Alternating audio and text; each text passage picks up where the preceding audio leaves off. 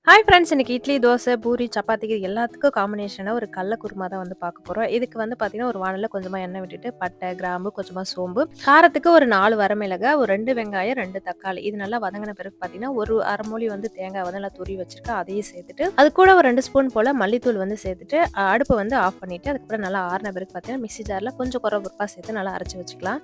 இப்போ ஒரு குக்கர்ல கொஞ்சமா கடுகு, சோம்பு, ஒரு பட்டை, ஒரு கிராம்பு இதெல்லாம் சேர்த்துட்டு, ஒரு வெங்காயம், ஒரு தக்காளி பழம் கட் பண்ணி வச்சிருக்கேன். அதையும் சேர்த்து கொஞ்சமா வாசனைக்கு கருவேப்பிலை, இஞ்சி பூண்டு பேஸ்ட் 1 ஸ்பூன். இது நல்லா வதங்க பிறகு பார்த்தீங்கன்னா, நைட்டே ஊற வச்ச கடலைய வந்து சேர்த்துக்கலாம். இதுக்கு ஊற வச்ச கடல தான் வந்து சேர்த்துக்கணும். இப்போ நம்ம அரைச்சு வச்சோம் இல்லையா, அந்த மசாலாவையும் சேர்த்து நல்லா கலந்துட்டு, இந்த கடல குருமாவுக்கு எந்த அளவுக்கு தண்ணி தேவையோ அந்த அளவுக்கு வந்து தண்ணி வந்து சேர்த்துக்கோங்க. மல்லித்தூள் வந்து பார்த்தீங்கன்னா, நார்மலா தான் சேர்க்கணும். நிறைய வந்து சேர்த்தீங்கன்னா, ஒரு மாரி மல்லித்தூள் வாசனை வந்து ரொம்ப அடிக்கிற மாரி இருக்கும்.